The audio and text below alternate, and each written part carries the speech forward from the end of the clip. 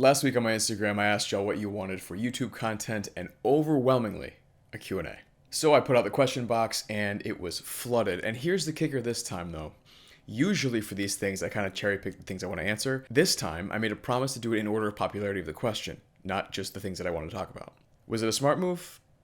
We'll see. But, I'm going to keep it at least PG sort of rated. I got the phone. Let's go. The first one is, are you a doctor? Yes. All of my accounts have doctor somewhere in there.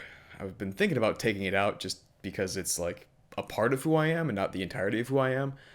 I haven't made a firm decision yet. One day I might, but today's not that day. Yes, I am an internal medicine doctor. I practice in Nashville. Internal medicine means essentially I do everything except active surgery, deal with issues of pregnancy, and take care of kids. For everything else, you usually see me first, and if I need to send you to a specialist, I do. If not, we just take care of it. Number two, and I get these all the time, and I've addressed it a gazillion times, and I don't know if I'm ever going to address it again. It's the check your DM, your account has been hacked nonsense. Since I started having a social media presence, there have been fakes that are pretending to be me. If you think you are talking to me on an account that's not in the description box, it's not me. I know this has been a problem. I have done all that I can to get rid of the problem. It seems as though these people who are making these accounts are not in the United States, from people that I've talked to with the fake accounts. I made a couple videos on it a long time ago. People have been swindled out of thousands of dollars. Don't. It seems to be a business for these people. Instagram doesn't seem to take them off the platform, probably because they just don't have the manpower to actually do it, because there's so many of them all the time. They use AI, which is not strong. I don't know. There's nothing I can do about it at this point. I'm sorry if you get swindled out of stuff using my face, but I'm turning into my parents when the internet started. Please be careful on the internet. The next one's a lot more fun. It's the skincare routine that people have been asking about since forever, and yeah, okay, fine. The reason I never really wanted to respond to it is because it changed like weekly, because I was super impatient and didn't really want to do much of anything. I struggled with it really, I guess, early teens to really early 30s.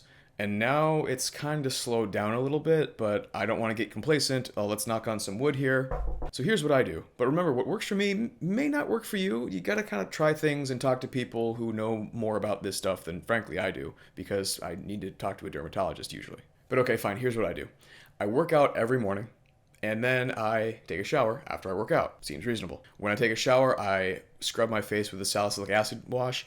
It usually dries out my skin just a little bit, just enough so that I don't get breakouts. In the evening before I go to bed, I use tretinoin cream. That usually is prescription. I think it is prescription. That seems to have helped me a ton. I don't know if it's the salicylic acid in the morning or the tretinoin in the evening or both of them, but my skin has been pretty clear for the past really like 6 months since I started using it. Of course, you get these like breakthrough breakouts. Too many breaks in the same sentence. But of course, you still get breakouts, but they're much more manageable than they had been previously. So yeah, 20 years of struggle, and I finally found something that worked for me. Again, it may not work for you. Please go talk to a dermatologist if you struggle with acne. The next one is, do you like your job? I often get, do you regret going into medicine, and would you do it again? Kind of on the same wavelength here. That one, that one's deep. That one cuts. That one is going to be a much longer video. That's going to be a much more heart-to-heart sort of video. It's going to be one where I need to be in a different mood, to be honest with you. But that's one that's going to be its own video. I will give you the answer. Yeah, my job's fine. I like the people that I work with. I enjoy the mental gymnastics I have to go through every single day to make sure I stay sharp. I am very grateful for the blessing of the knowledge that I have. So yeah, my job's fine. Next up, we have rent paid. Now, this is my whole gestalt when it comes to training and fitness and nutrition and overall health. I'll probably make a much longer video on that, but the short answer is this. Nobody ever gets out alive. Like, you get the one life, you're not going to be immortal. If that's a spoiler to you, sorry. But in my mind, I'm still like 25. I'm not 25, we'll get to that shortly. But in my mind, I'm 25. And I would like to keep thinking and feeling like I'm 25 for as long as humanly possible. Now, it doesn't mean I'm going to feel 25 in my 80s and 90s, but it does mean that I need to do what I can to make myself a little bit harder to kill every single day. How I view my body is that it's not mine. I rent it. You never get out alive. At some time, you're going to get evicted. So every time I do something that makes me a little bit healthier, either for my body, for my mind, for my soul, because yes, donuts exist and it's good for your soul. Well, it's good for my soul anyway. Anything that I can do to prolong my eventual eviction is kind of like paying rent to me. So I do something good for my body, I do something good for my mind, I do something good for my soul. It pushes all that back, I don't know, a second, a minute, a day, a year, who cares? But it pushes it back. That's where rent paid comes from. Next one is, how old am I? I am 33. As a first year attending, yeah, I took some time off. 2 years between high school and college, I played hockey full time. 2 years between college and med school, I did research full time. I was a 26-year-old M1. You can be, I guess, technically a 21-year-old M1, but most commonly, if you go straight through, you're a 22-year-old first year medical student. I was 4 years older than that when I was a senior resident in my second and third year residency. I was older than a handful of my attendings. It didn't matter because they had been through more medicine than I had, and they knew more. But I still feel 25, even if I'm creeping up on 35. Yeah, but 34 in a couple months. These two were handily the most common. I'll be honest, I have no idea when social media just became like a dating scene or some place to just meet people to date.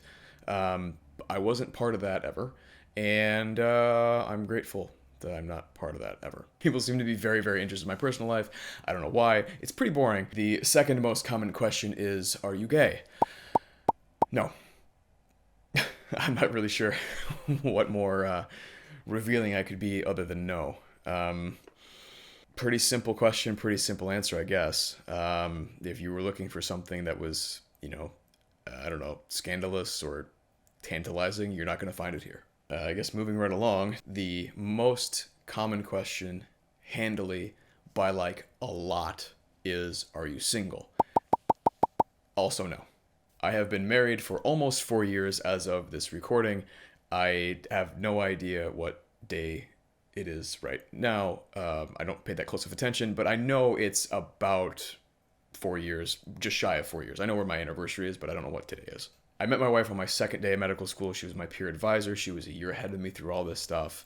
And we started dating. We broke up briefly, then we got back together, and then we got engaged and got married. We got married at the Vatican, which was kind of awesome. If you have a chance, do it. But we've been together for just about 8 years now in total. We have 2 giant dogs together, no kids, but I guess we'll see where life takes us. Hopefully that shores up some of the questions that you might have had for me. If I didn't get to yours, it was probably because it was not the most popular. I have all of the questions on my computer screen right there. I promise it was in order, as much as I, didn't care to answer the personal life stuff, but it's there. So here you go.